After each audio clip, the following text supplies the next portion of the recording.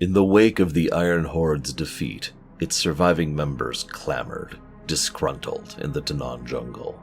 Grom and Kilrog, the only surviving warlords, were tempted once more by Gul'dan and his offer of fell salvation. Kilrog drank of the blood, becoming this timeline's first demonic orc, and Gul'dan quickly spread it to every Iron Soldier willing, in an effort to form the demonic Iron Horde. Hellfire Citadel was consumed by Gul'dan's demonic allies, and work was focused on the Black Gate to summon forth the Demon Lord, Archimonde. While the various forces and groups the Azerothians had connected with across Draenor journeyed into the jungle to establish and push back, the commanders charged straight into the seat of Gul'dan's power. This Hellfire Citadel was quite different from the one we left back in Outland, built by the Iron Horde as a central staging area for Garrosh's great revenge upon Azeroth.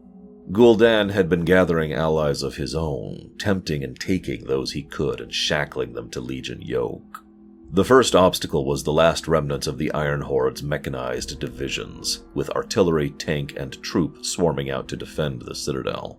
At this group's head was an incredible device, the Iron Reaver.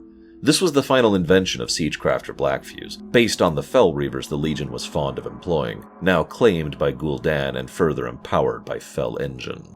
With its destruction, the commanders pushed into the citadel proper, supported by their allies and Khadgar, who would work to untangle the protections preventing teleportation throughout the structure. Past were those hopelessly corrupted by Fell. Cormac, the oldest surviving Magneron that Iron had failed to break, now broken by Fell power.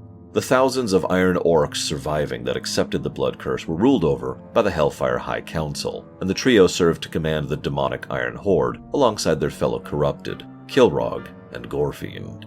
Kilrog, like all Bleeding Hollow chieftains, had performed a ritual at his ascension to see the moment of his death. Paradoxically, this was the reason for his accepting the Blood Curse, and he waited patiently for the commanders to finish him, as he had foreseen.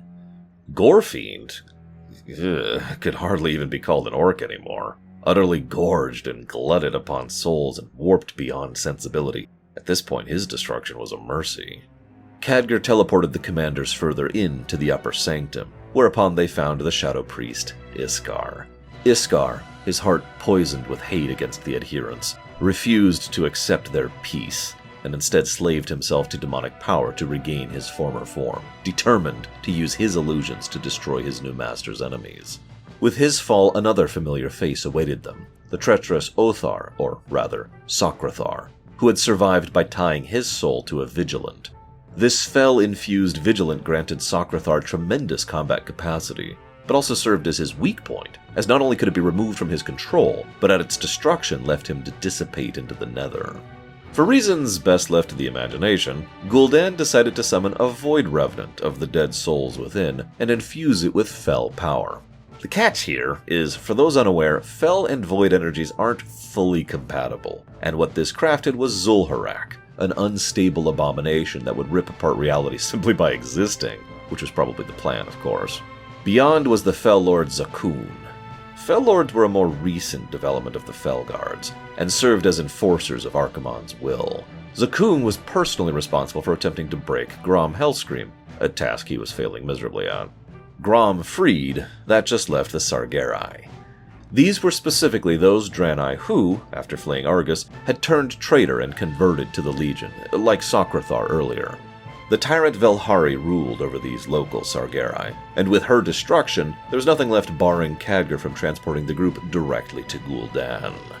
Gul'dan was busy weaving the magics of the Black Gate, and, desperate for a distraction, forcibly and crudely returned Manaroth to his broken body to fight the Azerothians.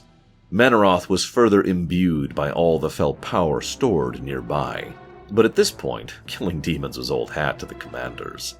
Sadly, the delay was sufficient, and Gul'dan successfully opened the Black Gate, summoning forth Archimonde. The commanders had bested one of the two demon lords once before, back in the depths of the Sunwell, but that was a weakened Kil'jaeden, and they had been further assisted by many powers allied against him. Here, it was just the commanders against the fully powered Archimonde. Perhaps this, then, is the greatest sign of how far they'd come in the intervening years. While it was no easy fight by any measure, they were able to push the defiler to the point of desperation, whereupon he dragged them into the twisting nether itself to further empower him against his assailants, to no avail. Archimonde died in the depths of the nether. And remember, beings in their home plane are forever destroyed. Thus Archimonde was erased, the first of the Legion's upper echelons to face a permanent defeat. In his final moments, Archimonde cast Gul'dan into the Black Gate, but we'll come back to that later. For now, the remnants of the Draenei and the Orcs celebrated their freedom and liberation. The Horde Alliance force would return to Azeroth, mostly unaware of the eventual fate of the now detached timeline and its eventual disintegration. But of those who returned home, there was one who was not resting on his laurels, Khadgar, who now ceaselessly pursued the reluctant Gul'dan.